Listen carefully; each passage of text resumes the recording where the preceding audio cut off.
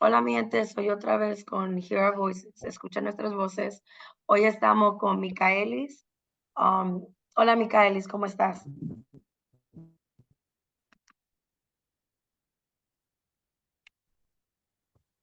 No te escucho. No, se frizó la pantalla. No te escuché nada tampoco. So, ¿cómo se dice? So, dime un poquito de ti. Bueno, mi nombre es Michael Ibeli, soy de Venezuela, Barquisimeto, Estado Lara. Tengo 35 años, tengo 7 meses que llegué a Estados Unidos. Pues como la mayoría de los venezolanos, viví mi travesía por la selva. Eh, Duré 3 días y medio en la selva del Darién. Después de eso pasé por Panamá, Costa Rica, Nicaragua, Honduras, Guatemala, México y finalmente llegué acá a Estados Unidos. Wow, pasaste por un montón de diferentes países. 7 países. Wow, eso es mucho. So, en ese tiempo que tú pasaste de un país a otro, ¿cuál fue tu experiencia estando ahí en esos países? ¿O fue algo que ya un día para otro que te quedaste ahí? ¿O fue algo que duraste varios días? ¿Y qué fue lo que pasó en ese trayecto de país a país? Sí, bueno, principalmente la parte más dura de todos esos países. Bueno, en Colombia te cobran impuestos. Te cobran un impuesto de $80 para poder dejarte entrar a la selva. Aparte de eso, hay que pagar $250 más para tú poder caminar la selva. Son 3 días y medio que duré ahí. En Panamá sí fue súper rápido todo, porque de ahí mismo ellos te embarcan en un autobús y me llevaron directo hasta Costa Rica en un refugio. En Costa Rica te venden otro pasaje directo hasta Nicaragua. En Nicaragua es básicamente lo mismo. Te toca pasar por pues nosotros le decimos trocha, que son como caminos ilegales. Muchas personas les toca cancelar ahí $150. Yo no tenía en ese momento para pagarlo y me tocó esperar la noche para caminar. Hicimos un grupo como de 30 personas y caminamos durante 4 horas en la noche, todos agarrados de las manos porque eso fue horrible. Teníamos miedo, nos decían que violaban a las mujeres, que robaban, porque es a altas horas de la noche y complicado. Más sin embargo, cuando pudimos caminar todo ese tramo, habían unos militares que nos regalaron agua y más bien nos guiaron como que no, váyanse por aquí y así. En Nicaragua, en lo que cabe, fue también fácil, para pasarlo bien fácil. En Honduras, ellos te dan un salvoconducto, dura 3 días, o sea, tienes 3 días para abandonar el país. Con ese salvoconducto tú puedes comprar tu pasaje y viajas tranquilamente hasta Guatemala. En Guatemala es que empieza como que la parte más terrorífica, aparte de la selva. En Guatemala, en cada alcabala, o sea, Ay, Dios. tienes que pagarle a los policías para poder seguir avanzando. O sea, el mismo gobierno es corrupto, porque Ay, como Dios se supone mío. que la policía, que son los oficiales que están para ayudarte, para cuidarte, ellos mismos te van a estafar porque realmente es una estafa. Y tienes que estar pagando entre $10 a $20, que probablemente para muchas personas no sea nada, pero para un latinoamericano que emprende ese viaje es mucho dinero porque estamos Claro. hablando que tienes, sí. Y de, Dios de mío. hecho en Guatemala también se paga una trocha. En Guatemala tienes que pagar $10 otra trocha que te puedan dejar pasar. Dios Entonces estamos mío. hablando de que Tú me estás sí, es diciendo un eso y te negocio. lo... ¡Wow! No puedo creer que... yo sé que la mayoría de los policías son bien corruptos, pero lo que me estás diciendo creo que pasa el límite de la corrupción. No, y eso no es nada. Pero, bueno, continúa, perdón. Sí, no, tranquila. Bueno, y tienes que pagar todo eso, aparte de tus pasajes, obviamente. Yo particularmente me tardé casi 4 días en Guatemala porque yo pasé cuando había un paro político, estaba como en conflicto el país y tocaba ir de bus en bus. Entonces, como ellos saben que tú eres migrante porque te ven con tu bolsito y tu carpa, o sea, llegó un día en que yo me quedé sin nada de dinero y hay un lugar que se llama el SEGMA, que es una central mayorista donde venden verduras, frutas, todo eso en Guatemala. Yo ahí no tenía ni siquiera para tomarme un agua. literal, o sea, yo armé mi carpa y dije, aquí me voy a quedar esta noche. Y bueno, yo soy una mujer que creo mucho en Dios y Dios mandó esos angelitos que siempre en el camino vinieron personas, nos regalaron ropa, nos regalaron comida, nos regalaron agua y yo, ay, qué bendición. Al día siguiente, una señora me dijo, no, yo aquí no la puedo dejar sola y me pagó el pasaje hasta un pueblo más adelante que se llama Cocales. Después de ahí, bueno, poco a poco fui avanzando, me tocó dormir 2 noches en la calle y yo venía toda esa travesía yo sola, o sea, no venía con más nadie. Y bueno, gracias a Dios logré pasar a México, dije aquí en México me quedo, voy a tratar de trabajar, de conseguir el pasaje y bueno, y obviamente en cada alcabala los policías pedían dinero y la señora que me ayudó en el camino, pues ella pagaba por ella y pagaba por mí. Y eran casi Dios 20 dólares mío. que le tocaba pagar y fueron como 7, 8 alcabalas. Bueno, llegamos a Tapachula y ya yo le dije, bueno, que muchas gracias y todo. Ahí me conseguí a mi amiga Karen. Y entonces, nada, me dijo, no, yo aquí no te puedo dejar, vamos para adelante. Bueno, nosotros pensando que, o sea, de Tapachula a Ciudad de México, un paseo. Bueno, ahí comenzó la verdadera travesía. Gracias a Dios, Migración México nos adelantó hasta un pueblo que se llama, una ciudad que se llama Tuxtla Gutiérrez. Nos dejaron ahí en Tuxtla, esa noche dormimos en la carpa fue nuestra mejor aliada porque ahí por lo menos podíamos dormir y no quedamos tanto a la intemperie. Cuando vamos caminando, Migración México nos devuelve. Nos dice, no, que por aquí no pueden pasar, nos tocó dar una vuelta, caminar como 8 horas ese día, hasta llegar a un pueblo que se Dios llamaba, mío. sí, Cota, algo así se llamaba el pueblo. De ese pueblo pudimos llegar hasta otro que se llamaba Arriaga. Bueno, esa noche nos quedamos ahí, como te digo, siempre Dios mandando almas caritativas, un señor nos prestó la ayuda, nos dio comida, nos dio para bañarnos, nos dio para quedarnos y al día siguiente emprendimos de nuevo. Nos tocó caminar desde Arriaga hasta un pueblo que se llama San Pedro. O sea, y te estoy hablando de que la temperatura es el asfalto caliente, teníamos los pies todos ampollados, llegamos a ese pueblo como a las 6 de la tarde. Esa noche nos quedamos. Cuando íbamos caminando, otra vez Migración nos echó a correr. Entonces nos dicen, si quieren pasar por aquí, tienen Ay, que pagar Dios. 30 dólares. Y nosotros como que venimos caminando porque no tenemos dinero y nos van a pedir 30 dólares. Y Dios entonces no, lo que hicimos mío. fue que corrimos y corrimos y no nos dejamos agarrar de migración. Fue algo como bien crazy, pero bueno. Después de eso, la parte de los carteles. Es otro tema bien delicado allá en México porque, o sea, tienes que huir de la policía, de migración y también de los carteles.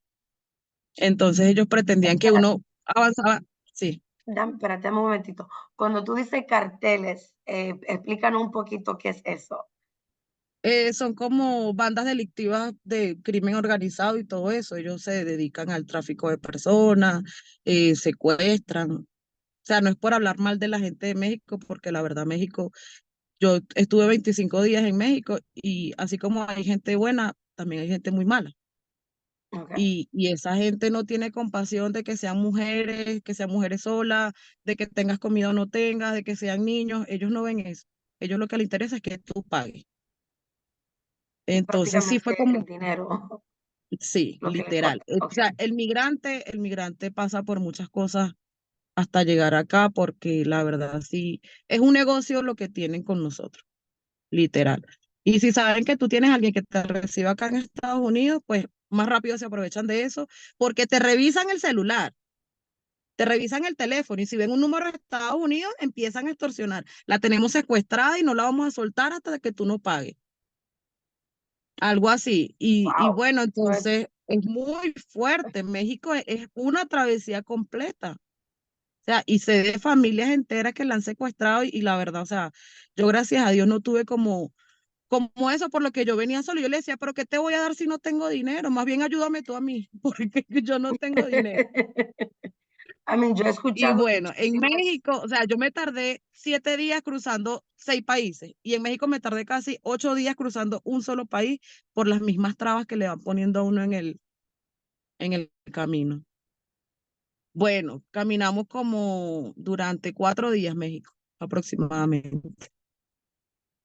Después llegamos al terminal de Juchitán, es otra ciudad en México. Ahí hay un terminal que se llama el Terminal del Migrante. Ahí te venden el pasaje, pero obviamente si tú no tienes los 1.200 pesos, o sea, imposible que te van a llevar. Y bueno, ese autobús te lleva hasta Ciudad de México. En Ciudad de México yo no tenía nadie conocido, no tenía familia, no tenía nada. Perdón, me tocó lo mismo. Dormí en la carpa, en una plaza.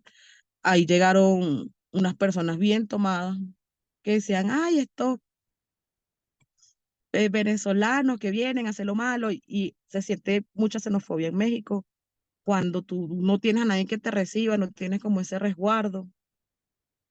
Y bueno, México, gracias a Dios, conseguí trabajo en un rancho, en una finca donde criaban cerdos y todo eso. Y duré como 25 días trabajando ahí. Gracias a Dios, ahí me sentí súper bien, pude hacer dinerito, porque la cuestión también está en que tú tienes que mantenerte tú en tu viaje y también resolver por los tuyos que quedan en tu país. Entonces sí fue una parte como muy dura. Y yo quería esperar la cita del CBP One. Yo creo que todos venimos con esa idea de que no, yo espero mi cita y me entrego, pero la verdad, el desespero, la ansiedad, como que la frustración de no poder seguir avanzando le ganan a uno, o por lo menos en mi caso, a mí me ganó mucho el desespero. Entonces yo dije, no, nada, yo no tengo el dinero, pero yo me voy en tren. En la famosa Bestia, no sé si has escuchado de la Bestia. No, nunca había escuchado eso, nunca había escuchado ese término. Bueno, hay un tren que recorre desde México y creo que entra a Estados Unidos y llega hasta Canadá. Le dicen la Bestia porque hay muchas víctimas fatales. O sea, gente que intentando montarse en el tren se mueren o pierden alguna extremidad. Eso sucede mucho, por eso le dicen la Bestia. Y yo tenía mucho miedo de irme. Yo tenía mucho miedo de irme en ese tren, pero eran más las ganas de estar aquí y poder llegar a mi destino. Y yo me vine en ese tren. Duré 4 días montada en ese tren. Bueno, cuando nos montamos, veníamos como 15 adultos y 4 niños. Y eso fue, bueno, otra odisea, porque se montaron a robar, hombres con pistolas y todo, detienen el tren y empiezan a saquear el tren completo. Venía como un vagón de puros electrodomésticos y ellos vaciaron ese vagón entero y todos los migrantes que veníamos ahí nos robaron y nos quitaron los celulares, el dinero, pues lo poquito que uno traía, no nos los quitaron. Pero también está la otra parte de que hay como organizaciones, son comunidades, pues, que ellos, el tren va pasando y ellos te avientan agua, te avientan comida, cobija, porque en el tiempo que yo me vine fue en noviembre, perdón, y hace mucho, mucho frío, muchísimo frío. Y pues, o sea, ese tren tiene ya muchísimos años que los migrantes lo utilizamos. Y hay gente que sí está como ya, digamos que relacionada con el tema y ellos ayudan. O sea, así como te digo, como hay gente mala que nos robó y de todo, también hubo gente muy buena que nos ayudó, nos lanzaban comida, cobijas, agua. Fue una experiencia bien, bien ruda. Y duramos 4 días montados en ese tren. Wow, yo te escucho y las emociones me ganan. Diantre, Sí, eso es, no te creas, yo aquí me estoy aguantando las ganas de llorar, de recordar todo eso que pasé. Y y bueno, la, nos bajamos del tren wow, a las 9 de la noche. Y nosotros, bueno, no hay manera, hay que pasar el río. Río Bravo, que esa es otra historia también porque en ese río muere gente, o sea, se ahogan como no tienes una idea. Y yo tenía muchísimo miedo de pasar ese río. Yo dije, bueno, señor, si tú me trajiste hasta aquí, ayúdame a pasar ese río. Y bueno, nada, yo con todos mis miedos, mis nervios, pero yo dije, yo lo voy a pasar. Y eran las 9 de la noche y el río estaba súper fuerte y éramos como 25 personas. Y iban niños y de todo. Y yo dije, bueno, nada, y nos agarramos, hicimos una cadeneta y como dicen, en la unión está en la fuerza. Solo llegas más rápido, pero acompañado llega más lejos. eso sí. Entonces, nada, entre todos nos agarramos y pasamos el río. Cuando llegamos a la frontera de Estados Unidos, nos encontramos con una mejor valla de puros alambres. Y nosotros ahora, ¿cómo pasamos esos alambres? Wow. Y Y yo traté de hablar con los guardias, decirle que éramos de Venezuela, que veníamos buscando asilo político, y ellos no, que por aquí no pueden pasar, que no sé qué. Mi motivación fue que había una niña como de 7 años y ella me decía, tía, no era nada mío, pero me decía, tía, y la niña me dice, tía, tengo demasiado frío, siento que me voy a desmayar. Y yo sentí en ese momento que era mi hija la que me estaba hablando. Y yo dije, no, yo no puedo dejar que esta niña entre en hipotermia aquí, Dios mío, ¿qué hago? Nada, yo cargaba una chaqueta y me la quité y la tiré peso del hambre. Y yo dije, le dije a un muchacho que estaba ahí, no sé quién era, le dije, flaco, ¿o es ahora o es nunca? O pasamos o morimos en el intento, le dije. Y él me dijo, dale, vamos a darle. Y yo tiré mi chaqueta y pasó el primero, le paso a la niña y después pasé yo. Claro, cuando paso, yo me raspé todas las piernas con el alambre, porque, o sea, son alambres gruesos que te traspasan la piel.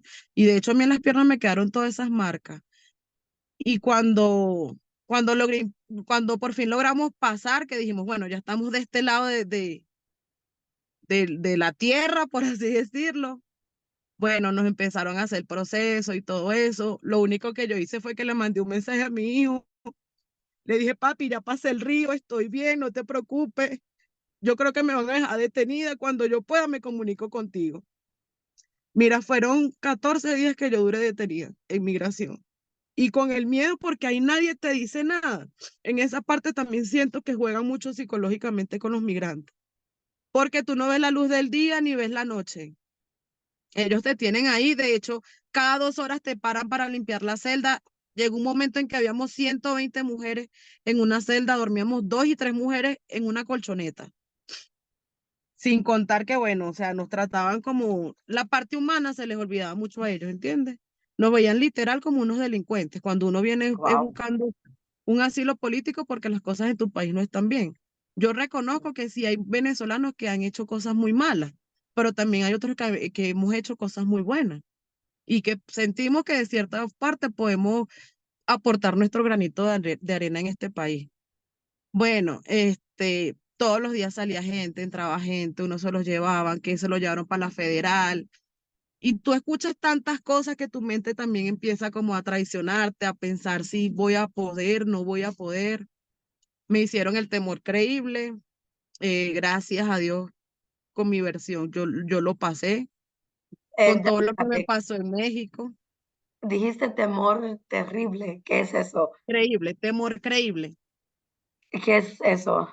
Esto es una entrevista que te hace un oficial migratorio donde tú tienes que demostrar que realmente tú estás siendo perseguido en tu país o en su defecto el último país que pisaste, que en este caso sería México. Si tú no demuestras que tú en ese país puedes correr el riesgo, te pueden regresar a México. Y pues la verdad, México, pues por lo menos para mí fue muy duro, realmente, fue demasiado duro, en especial por lo que yo venía sola. México no es un país donde una mujer esté a salvo. De hecho, ni siquiera para las propias mexicanas, imagínate, para una mujer sola, cualquiera te puede agarrar, te desaparece y quién va a saber de ti si nadie te conoce. Wow. Entonces, bueno, gracias a Dios me otorgaron mi temor creíble y después como a los 2 días me dieron salida de la cárcel esa de migración, que pues es un centro de detención donde tienen a las personas allí. Wow. Eh, ¿Cómo se dice? Somos, ¿cómo se dice? Somos todos humanos y tu, eh, tu historia me tocó de una manera que no pensé que me iba a tocar. Um, pero mira, llegaste aquí a los Estados Unidos, estás aquí y creo que es algo bonito en saber las historias de otras personas, especialmente los que vienen aquí a buscar asilo y no, todavía no agarro todo lo que me dijiste porque fue mucho. Sí, Um, no, y te lo resumí like, porque sé que la entrevista tiene que ser como bien cortica, pero la verdad, o no, pero sea, podríamos durar días hablando de la travesía completa, la verdad, porque sí fue muy duro, o sea, sin contarte las partes que más fuerte así, lo que tuve en la selva. Me conseguí un niño de 8 años que su mamá lo abandonó en la selva, un Ecuador. Oh Ese my, niño no Dios paraba de mío. llorar. Oh my Por eso gosh. te digo, o sea, te conté como que muy superficial la historia, pero son cosas que a ti te marcan, que por más que tú quieras, tú no quieres ver eso, sin contar la Dios cantidad de mío. muertos que tú ves en la selva. Por lo menos yo vi tres Wow. personas, mira, un señor, muchas personas que, que las abandonan en la selva. Vi un señor que era diabético, ya sus pies no le daban para más, tenía 21 días ya en la selva y él estaba esperando morirse. Y mi frustración, porque yo soy enfermera, y yo sentí que yo podía haber hecho más por él, pero realmente yo no podía. Porque, o sea, yo apenas venía yo caminando sola con mi rodilla mala porque me caí en un río, me abrí la rodilla con una piedra, entonces yo no podía ni siquiera conmigo. Hubo una muchacha joven, ella también se lesionó la rodilla, o sea, ya no podía caminar ni nada, yo cargaba medicamentos y ahí mismo en plena selva le infiltré su rodilla, otras personas fueron a buscar a los militares para que la socorrieran y ella no se quedara ahí sola, porque si ella se quedaba ahí sola, lamentablemente se iba a morir, porque quedó en un punto donde estaba en medio del río, que si el río se crecía, ella se podía ahogar. Y yo en el camino fui ayudando a las personas que en mis capacidades yo podía, pues entiendes. Pero la verdad es muy triste. Mira, conocí una familia de Maracaibo, de Venezuela, era eh, un muchacho, la hermana y la sobrina. Y la hermana lloraba y decía, es que yo no te puedo dejar. Y él le decía, hermana, vete porque te vas a morir tú y se van a morir mi sobrina. Vete porque él ya no podía caminar más. Y yo cuando vi esa imagen, eso a mí me traumó mucho, muchísimo, porque yo decía, o sea, es difícil porque estás hablando de tu hermano, pero también tienes a tu hija. Yo en ese momento no quería ser esa muchacha. Y yo le decía, pero ¿qué tú quieres hacer? Y me dice, yo no soy capaz de dejar a mi hermano solo. Y yo le decía, claro, nadie es capaz de eso. Y bueno, yo con lo, porque sabes, a mí también me robaron la comida. Yo pasé la selva nada más con papelón, le decimos en Venezuela. En México le dicen membrillo o algo así. Y agua de manantial, que tú tienes que tomar esa agua contaminada, o sea, contaminada de todo. Sí, es Wow. bien fuerte. Y yo la verdad, pues lo que tenía en ese momento eran como pastillas para el dolor y cosas así, porque eso sí lo mantuve siempre conmigo. Y era como la ayuda que podía yo prestarle a las personas, pues, pero es muy frustrante que tú quieras como hacer más por otras personas, pero tú ni siquiera te puedes ayudar a ti misma en ese momento. Ahí es como la supervivencia, ¿sabes? O sobrevives tú o te mueres en la selva, literal. Y yo decía, o sea, ¿cómo la gente es capaz de tantas cosas? Pero lo más traumante así fue esa mamá que abandonó a su hijo, o sea, un niño como de 11 años.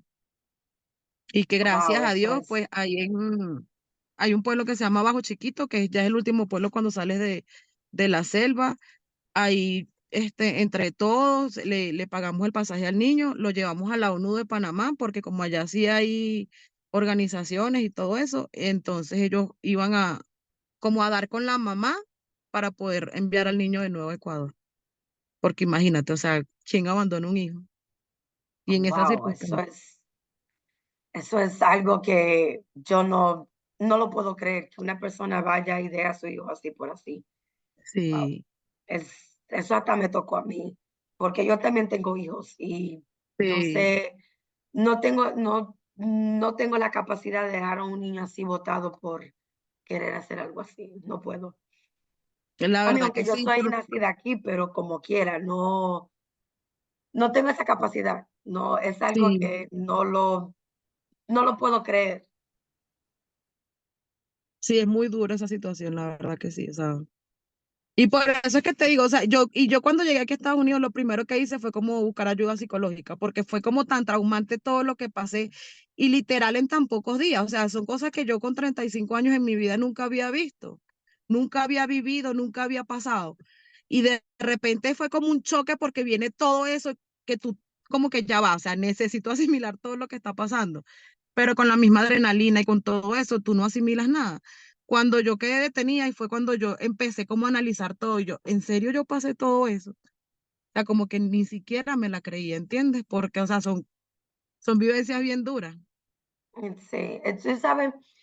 Yo, no por decir cosas, pero que yo he visto muchísimo trauma ¿saben? Películas, he escuchado que gente viene de otros países, así como tú que vienes de Venezuela y pasa por muchas ciudades, muchos lugares y te cuentan los traumas y ves los traumas, pero en realidad es bien difícil ver, escuchar de alguien que ha pasado eso físicamente, así como tú, Ujú.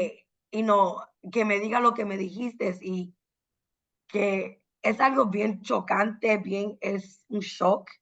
Me lo Sí, dijiste tú y mira cómo me puse yo.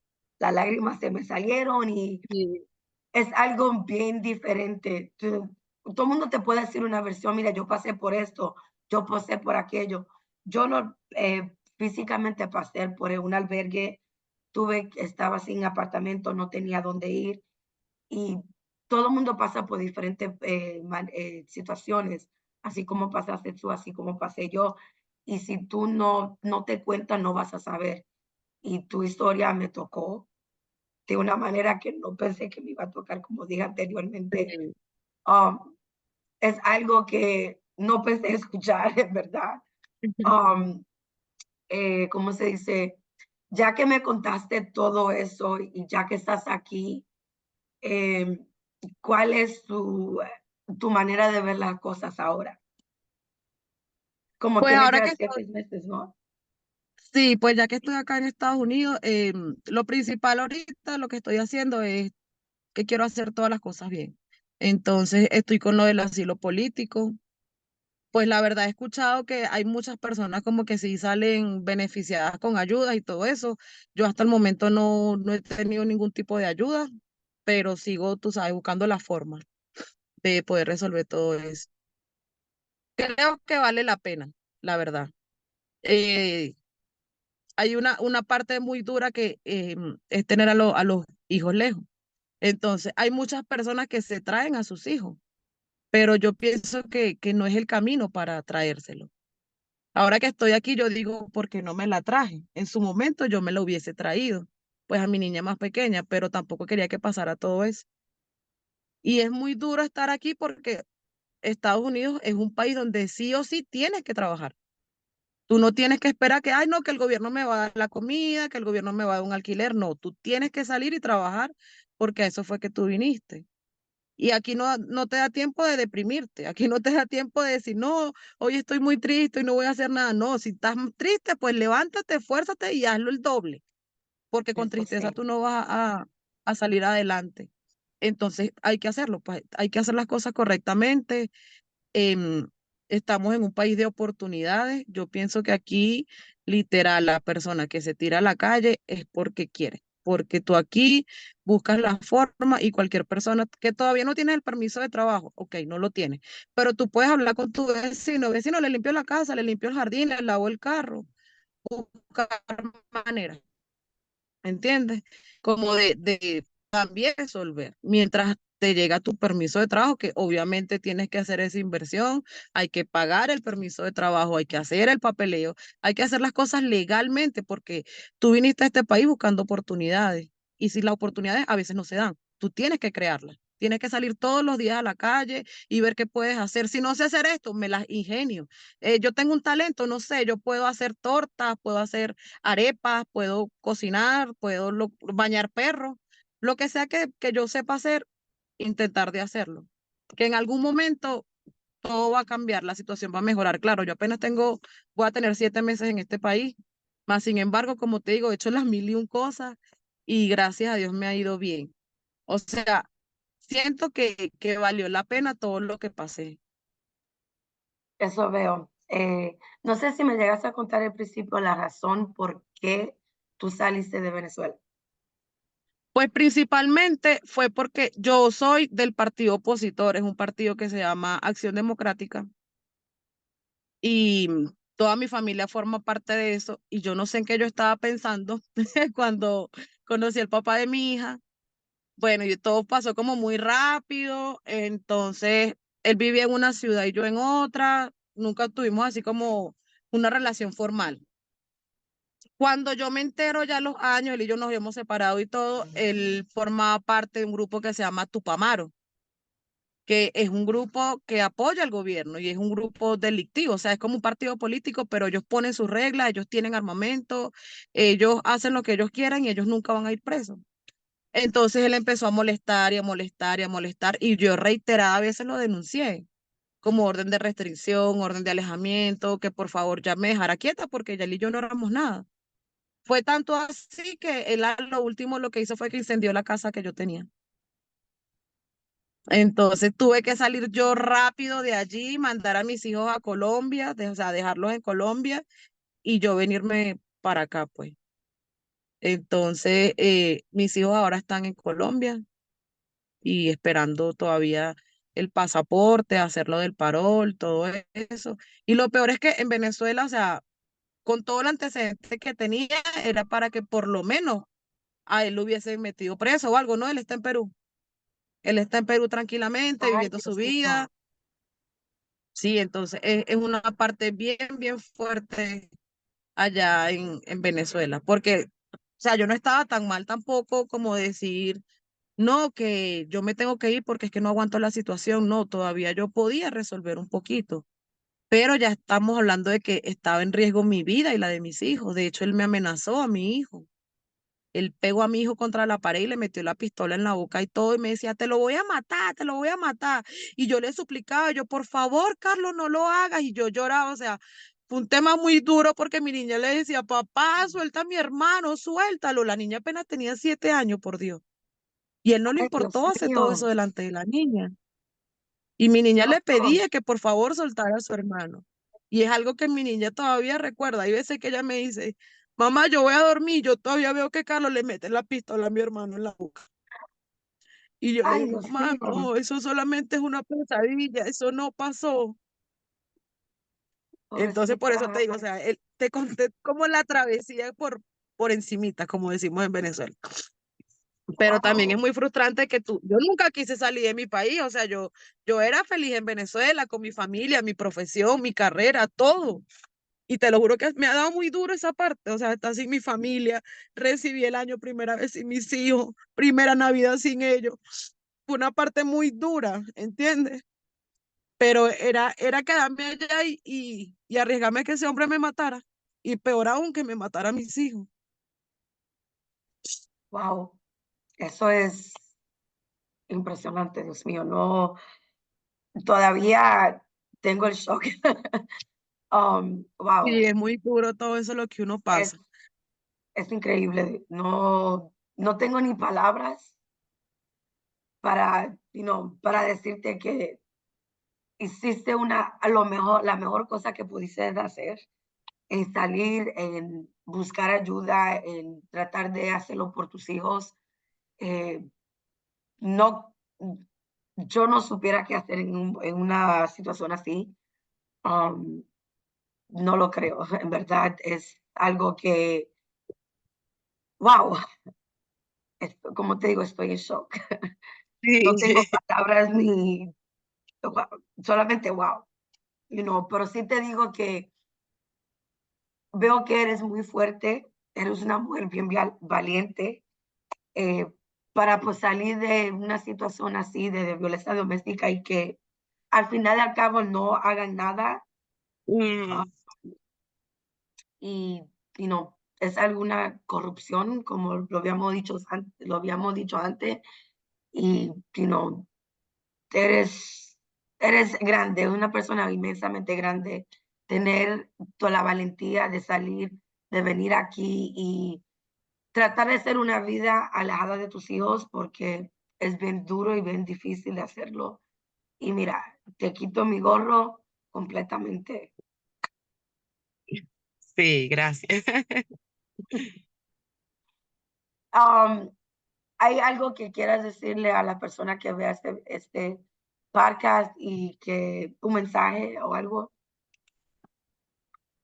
Pues yo le puedo decir a las personas que quieran emprender el viaje o que ya estén en el viaje, que si lo van a hacer, recuerden la razón por la cual están saliendo del país. O sea, tú estás saliendo porque quieres un mejor futuro para ti, para tus hijos, para tu familia, pero siempre mantente enfocado.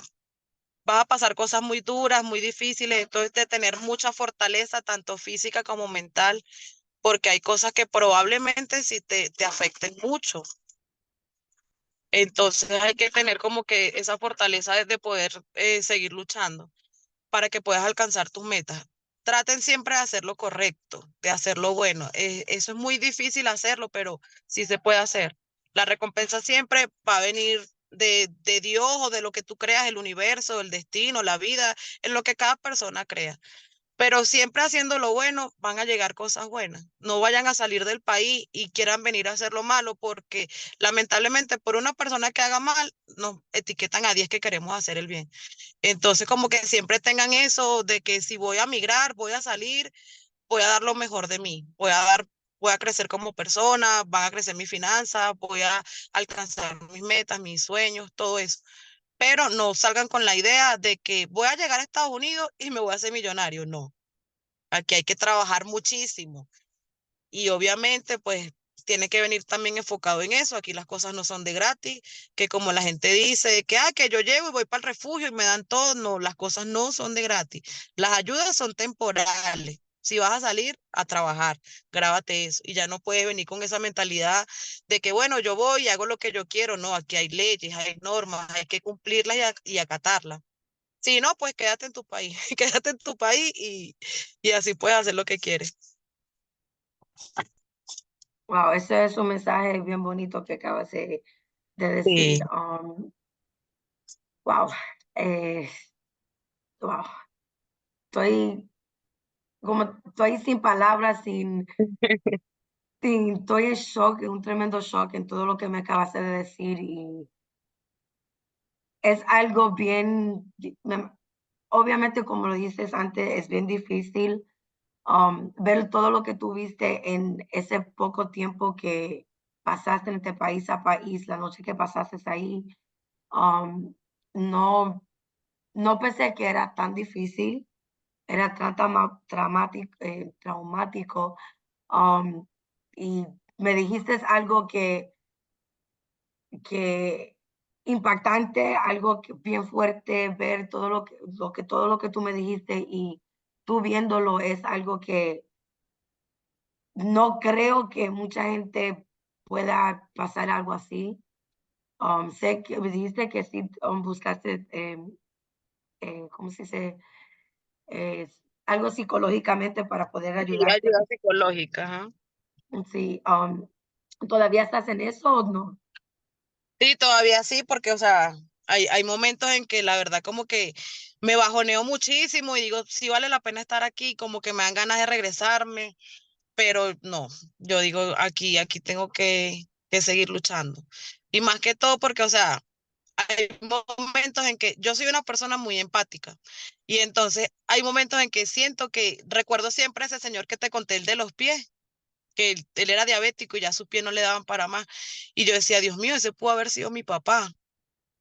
Y siempre pienso mucho en él, en qué habrá pasado con él. Pienso mucho en la familia que te conté también.